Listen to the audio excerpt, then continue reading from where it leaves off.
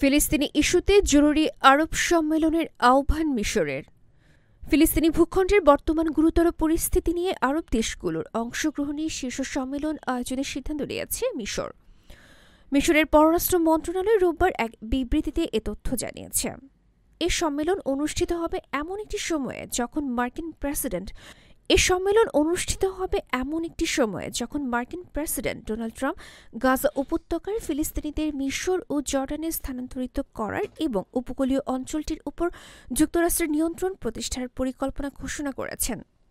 মিশর জানিয়েছে সাম্প্রতিক সময়ে দেশটি আরব দেশগুলোর সঙ্গে ব্যাপক আলোচনা করছে এবং ফিলিস্তিনি সম্মেলনে অংশগ্রহণের অনুরোধ জানিয়েছে যাতে ফিলিস্তিনি সংকটের গুরুতর পরিস্থিতি মোকাবেলা করা যায়। মিশর এই বিষয়টি নিয়ে বাহরাইন, জর্ডান, সৌদি আরব এবং সংযুক্ত আরব আমিরাতের সঙ্গে আলোচনা করেছে যাতে ফিলিস্তিনিদের জোরপূর্বক বাস্তুচ্যুতির বিরুদ্ধে ঐক্যবদ্ধ প্রতিরোধ করে তোলা যায়।